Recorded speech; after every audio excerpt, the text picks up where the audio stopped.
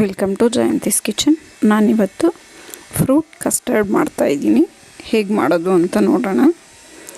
ನಾನು ಒಂದು ಮಾವಿನಕಾಯಿನ ಈ ರೀತಿ ಸಣ್ಣ ಸಣ್ಣ ಪೀಸಸ್ಸಾಗಿ ಕಟ್ ಮಾಡಿ ಇದನ್ನು ಒಂದು ಜಾರ್ಗೆ ಸೇರಿಸ್ಕೊತಾ ಇದ್ದೀನಿ. ನಾನು ಇದನ್ನು ಕಸ್ಟರ್ಡ್ ಪೌಡರ್ ಇಲ್ದಿರನೇ ಮಾಡ್ತಾಯಿರೋದು. ಈಗ ಇದಕ್ಕೆ 1 ಲೋಟ ಅಷ್ಟು ಹಾಲು ಸೇರಿಸ್ಕೊತಾ ಇದ್ದೀನಿ. ಚಿಕ್ಕ ಲೋಟದಲ್ಲಿ 4 ಟೇಬಲ್ ಸ್ಪೂನಷ್ಟು ಹಾಲು ಪೌಡರು, ಮಿಲ್ಕ್ ಪೌಡರ್ ಸೇರಿಸ್ಕೊತಾ ಇದ್ದೀನಿ. ಇದಂತೂ ಟೇಸ್ಟ್ ತುಂಬಾ ಚೆನ್ನಾಗಿ ಬರುತ್ತೆ. ಕ್ರೀಮಿಯಾಗಿ ನಾವು ಕಸ್ಟರ್ಡ್ ಪೌಡರ್ ಹಾಕಿ ಮಾಡೋ ರೀತಿಯೇ ಬರುತ್ತೆ. ತುಂಬ ಚೆನ್ನಾಗಿರುತ್ತೆ. ಇದಕ್ಕೆ ಒಂದು ಚಿಕ್ಕ ಲೋಟದಲ್ಲಿ ನೀರು ಸೇರಿಸ್ಕೊಳ್ಳೋಣ.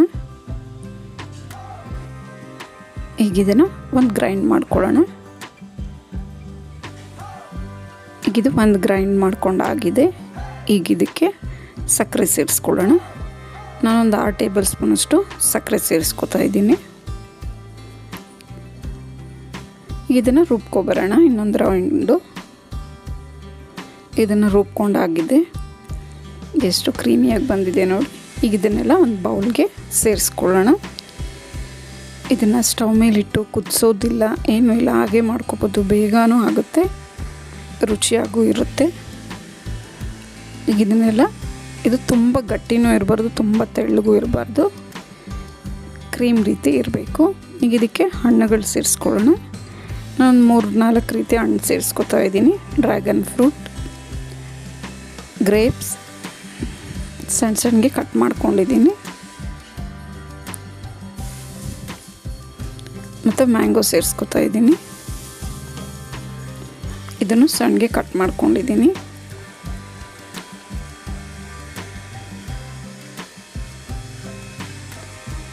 ಮತ್ತು ಈಗ ಆ್ಯಪಲ್ ಸೇರಿಸ್ಕೊತಾ ಇದ್ದೀನಿ.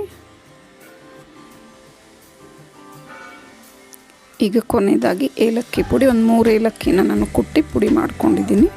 ಇದನ್ನು ಸೇರಿಸ್ಕೊಳ್ಳೋಣ. ಈಗ ಇದನ್ನೆಲ್ಲ ನೀಟಾಗಿ ಮಿಕ್ಸ್ ಮಾಡ್ಕೊಳ್ಳೋಣ. ಇದು ಸಕ್ಕರೆ ಬದಲಾಗಿ ಜೇನುತುಪ್ಪ ಸೇರಿಸ್ಕೊಂಡು ತಿನ್ಬೋದು.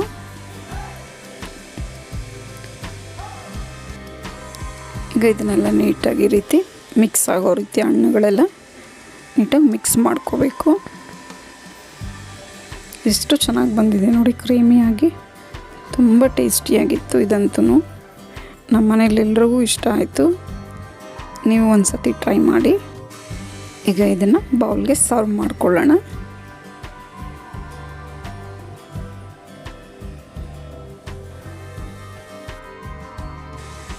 ಈಗ ಇದನ್ನು ಬೌಲ್ಗೆ ಸರ್ವ್ ಮಾಡ್ಕೊಂಡಾಯಿತು. ಈಗ ರುಚಿಕರವಾದ ಫ್ರೂಟ್ ಕಸ್ಟರ್ಡ್ ಸವಿಯಲು ಸಿದ್ಧವಾಗಿದೆ. ನಿಮಗೆ ವಿಡಿಯೋ ಇಷ್ಟ ಆದರೆ ಲೈಕ್, ಶೇರ್ ಆ್ಯಂಡ್ ಸಬ್ಸ್ಕ್ರೈಬ್ ಮಾಡಿ.